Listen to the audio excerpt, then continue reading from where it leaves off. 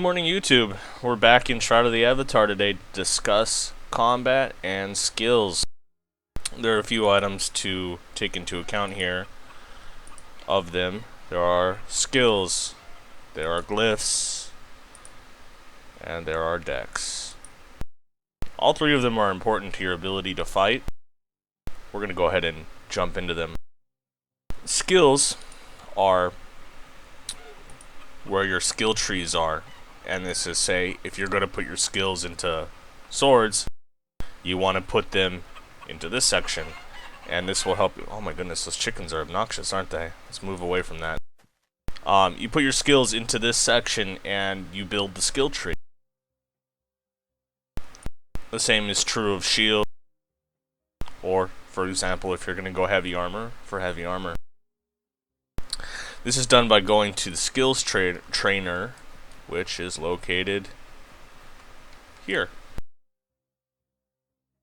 You do that by double clicking him, and it allows you to spend points in various skill trees. When you're doing this, it also costs you gold to do so, and the price varies on the level and place in which you are at within the skill tree itself. Moving on from that, then we have glyphs.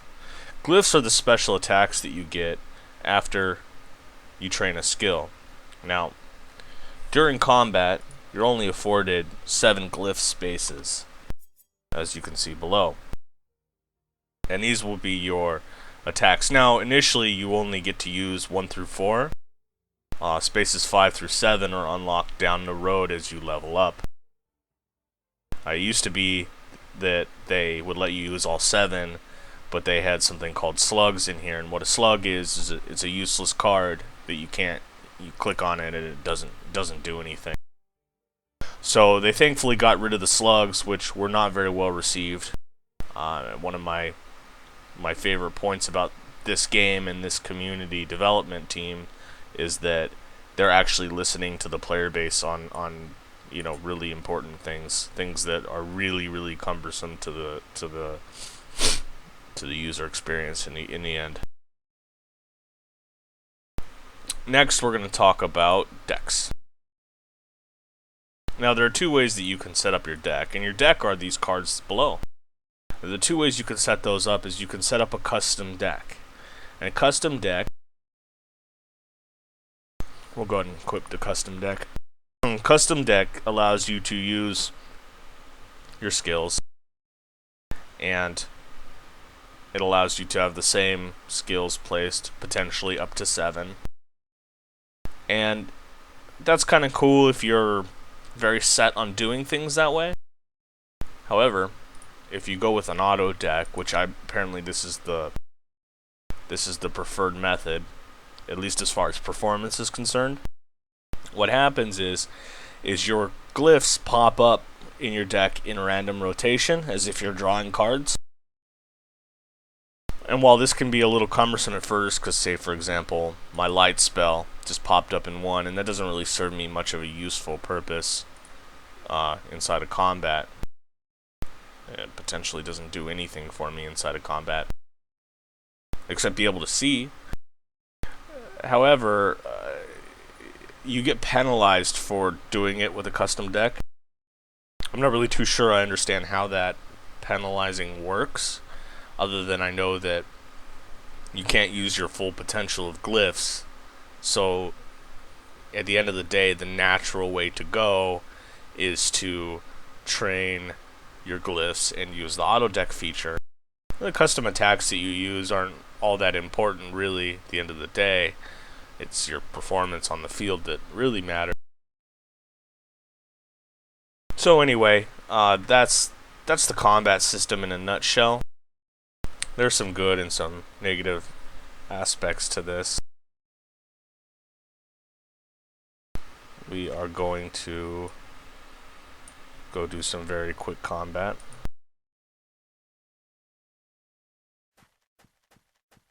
I believe there's some stags that spawn up this way.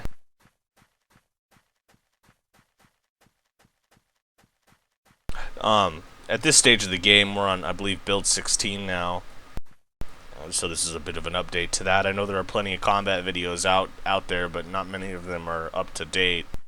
I think many of them still show the slugs, and they don't show the changes that have been made to some of the monsters.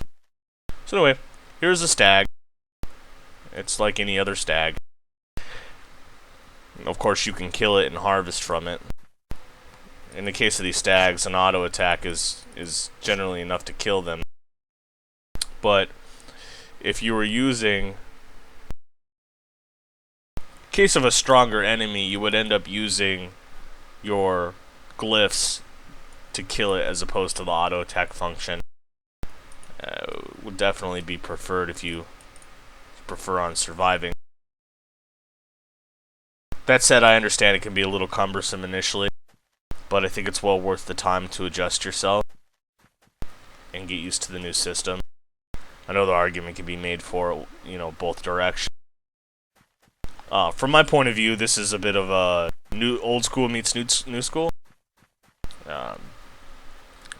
Richard Garrett, Lord British, is a very old school developer and a very old school gamer. So he tends to prefer a bit of the old school elements that remind one of, things you might do in D&D. I don't know how that'll turn out in the long run. I don't know if the community will balk it and it will end up being changed. I know that the game is going to end up being pretty outstanding in the end, one way or another, so I'm really not all too concerned with it. But that is the combat system and the skills as it stands now. Next episode, we're going to do a little bit of exploring.